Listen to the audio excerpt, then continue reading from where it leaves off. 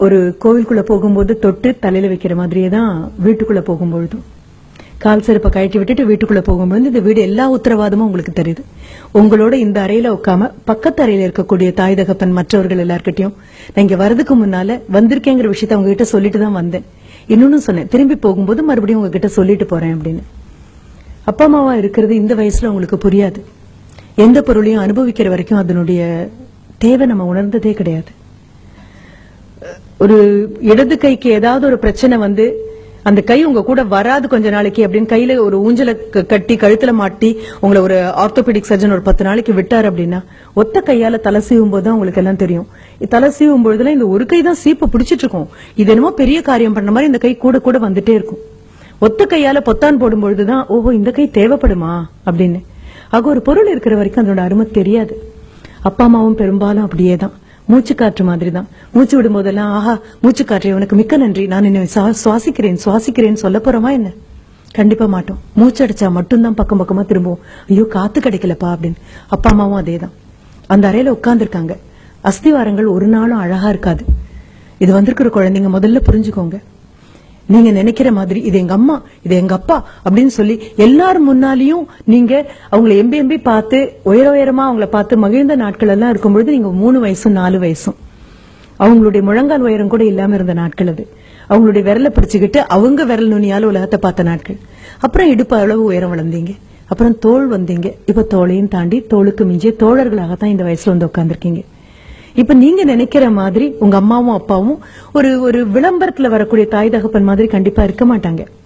விளம்பரத்துல வரக்கூடிய தாய் தகப்பன் வேணா நீங்க டாலர் ஆகணும், ஸ்மார்ட்டர் ஆகணும், பிக்கர் ஆகணும் அப்படின்னு ஏதோ ஒண்ணு கலந்து உங்க கையில கொடுக்க காலியான அந்த குவளையில ஏதோ இருக்கிற மாதிரி விளம்பரத்துக்காக நடிச்சு குடிக்கலாம்.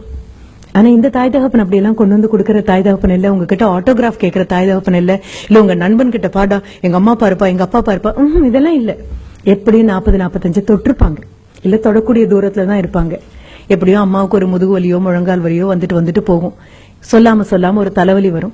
கலகலன்னு சிரிச்சுட்டு ஓடிட்டு இருந்த ஒரு அம்மா, நீ திரும்பின பொழுதெல்லாம் உனக்கு விதவிதமா சமைச்சு கொடுத்துட்டு இருந்த அம்மா கொஞ்சம் ஸ்லோ டவுன் ஆக ஆரம்பிச்சிருப்பாங்க. சமையல் கட்டுல நின்னு 1 நிமிஷத்துக்கு 2 நிமிஷம் எங்க வச்சேனே தெரியல, இப்ப அடிக்கடி ஞாபகம் மறதி வருது அப்படின்னு சொல்லுவாங்க. ஃப்ரிட்ஜை திறந்து வச்சுட்டு ரொம்ப நேரம் அங்கேயே பாத்துட்டு இருப்பாங்க. என்னம்மா அப்படின்னு. அதுதான் எனக்கும் புரியல, ஏன் ஃப்ரிட்ஜை திறந்தேன்னு எனக்கு தெரியல அப்படின்னு. அப்பா என்ன பண்ணுவாரு, சென்டர் ஸ்டாண்ட் போட்டு வண்டியை நிறுத்திட்டு இருந்த அப்பாவுடைய தலைகொள்ளாம இருந்த முடியெல்லாம் பார்த்து நீ இப்படி அண்ணாந்து பார்த்தது உண்டு. எல்லாம் கொழிஞ்சு இப்ப முன்னெத்தி எல்லாம் பின்னெத்தி வரைக்கும் போயாச்சு. ஆக அப்படிப்பட்ட அப்பா இப்ப சைட் ஸ்டாண்ட் போட்டுட்டு வராரு. அப்படியே வந்து உட்காந்து அப்பா அப்படின்னு கால் நீட்டுறாரு. அம்மா ஓடி போயிட்டோம்னா தண்ணி கொண்டு வந்து கொடுக்குறாங்க. நகர்ந்து நின்னு பாருங்க, ஒன்னும் அவசரம் இல்ல, விலகி பாருங்க. பார்க்க பரிணாம வளர்ச்சியில தாயும் தகப்பனும் முதுமையை நோக்கி எப்படி போயிட்டே இருக்காங்கன்னு பாருங்க. அப்படி உட்கார்ந்துட்டு இருக்கக்கூடிய ஒரு அப்பா அப்படின்னு சொல்லும் பொழுது அப்பாவுடைய பார்வையில் நிறைய மாற்றம் வந்துச்சு. அம்மா அப்பாக்காக வேற மாதிரி சமைக்கிறாங்க.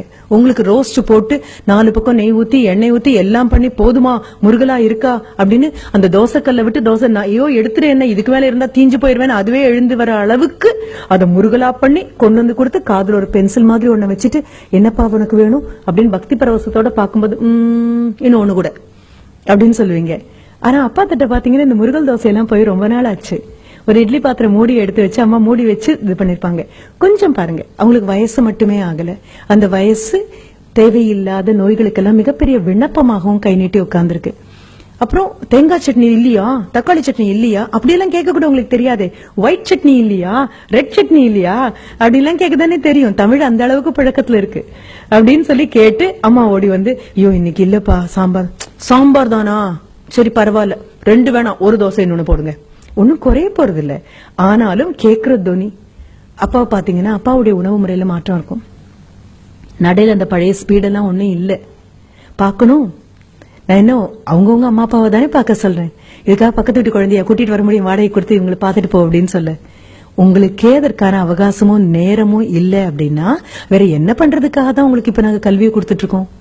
24 மணி நேரத்துல உருப்படியா செஞ்ச எதுவுமே இல்ல. ஆக திரும்பி பாருங்க, ஒண்ணும் இல்ல. இந்த 2 மாசமும் இத்தனை வருஷம் நீங்க ஓடி படித்ததாக ஒரு கதை சொல்லிட்டு இருந்தோம் இல்லையா, கதைதான்.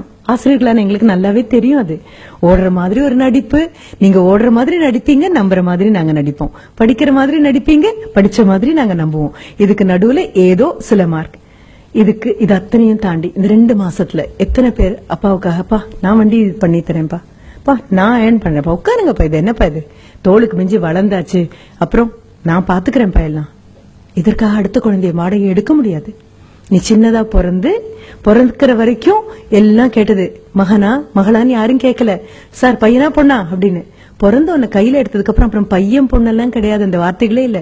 மகனா மகளா கையில ஒரு குழந்தைய வச்சுட்டு நிக்கும் போது அம்மாவானாலும் அப்பாவானாலும் நினைப்பாங்க, இதுக்கு ஒரு 18 வயசு ஆகும், என் கை கால்லாம் கொஞ்சம் தளர்ந்து போகும், அவ்வளவேதான். சாஞ்சுக்கு தோளா என் பையன் இருப்பான், சாஞ்சுக்கு தோளா என் பொண்ணு இருப்பா அப்படின்னு காத்துட்டு இருக்கக்கூடிய நேரத்துல கையில ஒரு மொபைல் போன் எடுத்துட்டு போன் வந்த அடுத்த நிமிஷம் நீ வீட்டை விட்டு வெளியில போய் வராண்டால நிக்கிறல்ல, யார் தோல்ல சாஞ்சுக்க போறாங்க? யோசிச்சு பாரு. ஒண்ணும் இல்ல, நான் சின்ன சின்ன விதைகளை மட்டும் தான், குற்றமே இல்ல, நமக்கு தெரியாது, நம்ம இன்னும் குழந்தைங்களா இருக்கும். அப்பா அம்மா முடிஞ்சதா, தாத்தா பாட்டின்னு வீட்டுல இருக்காங்க. இந்த தாத்தா பாட்டி பண்ண பெரும் தியாகம் தான் அப்பா அம்மாவா வந்திருக்கோம். அப்பாவும் அம்மாவும் பண்ண பெரும் தியாகம் தான் நீங்க இங்க வந்திருக்கீங்க. இது அத்தனையும் புரிஞ்சுக்கோங்க. அடுத்தது பள்ளிக்கூடத்துல இருக்கக்கூடிய அந்த ஆசிரியர்கள் ரொம்ப அழகா இருக்கும். எனக்கு ரொம்ப சந்தோஷமான அனுபவமாக நான் பகிர்ந்து கொள்ளக்கூடியது. ஒரு 3 வயதாக இருக்கும்போது என்னுடைய மகன் பள்ளிக்கூடத்துக்கு போயிட்டு எல்கேஜிக்கு போயிட்டு திரும்பி வந்து அவன் என்கிட்ட சொன்னது, my teacher is very beautiful அப்படின்னு சொன்னான். இந்த வார்த்தை ஆச்சரியமா இருந்தது. அது ஒரு 3 வயது குழந்தை போய் பள்ளிக்கூடத்துல திரும்பி வந்து அன்றே சொன்னது ரொம்ப ஆச்சரியமாக இருந்தது. சரி, ஒரு 2 நாள் கழிச்சு போய் இந்த பியூட்டிஃபுல்லான டீச்சரை பார்க்கலாம் அப்படின்னு.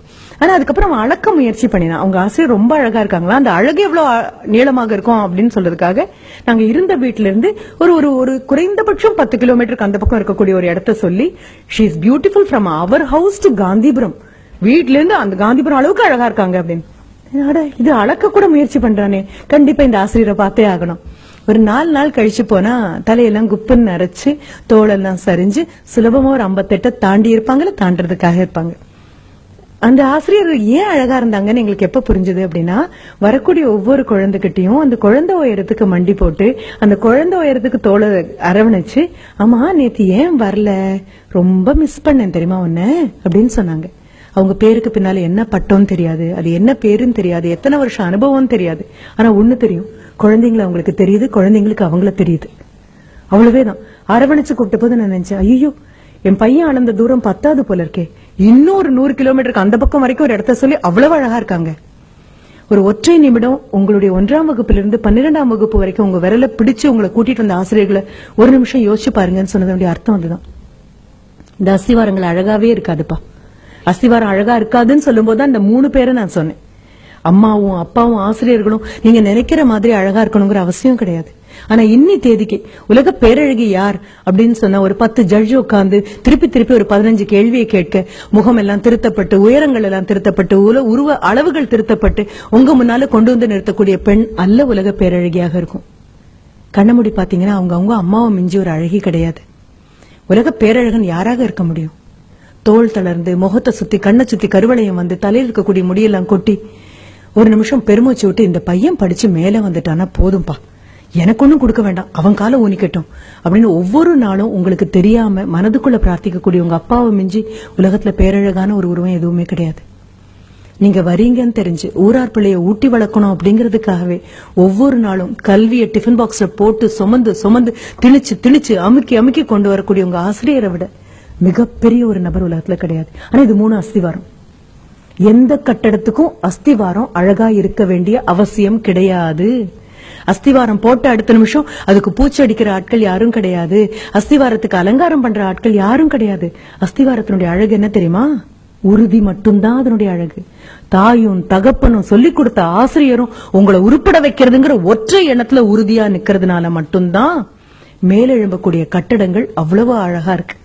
உங்களுடைய ஜியோமெட்ரி பாக்ஸ் இருக்கும் தெரியுமா? அந்த ஜியோமெட்ரி பாக்ஸ் காம்பஸ்னு ஒண்ணு இருக்கும். அந்த காம்பஸ்னுடைய ஒத்த கால ஊனி அசையாம அது நின்னா மட்டும்தான் அடுத்த கால் எவ்வளவு பெரிய வட்டம் வேணாலும் சுத்த முடியும். நான் சொன்ன ஆசிரியரும் அம்மா அப்பாவும் அந்த ஒற்றை கால் இடத்தை விட்டு நகரல. நீங்க எங்க வேணாலும் போயிட்டு வாங்க, எத்தனை பெரிய வட்டம் வேணாலும் போடுங்க, அத்தனை பெரிய வட்டமும் வட்டமா ஒழுங்கா அமையணும்னா இந்த ஒத்த கால் இருக்கிற இடத்தை விட்டு நகராம தவம் பண்ணின மாதிரி காத்து நின்னா மட்டும்தான். இந்த போன கால் சுத்திட்டு வராமையும் போகலாம், போன கால் திரும்பியும் வரலாம். வந்ததுக்கு அப்புறம் கூட ஆஹா நீ இவ்வளவு உறுதியா நின்னதுனாலதானே நான் போனேன் அப்படின்னு யாரும் ஒரு வார்த்தை கூட சொன்னதில்லை. இந்த 3 பேருக்காகவும் ஒரே ஒரு தடவை மனசார கைத்தட்டிடுங்க.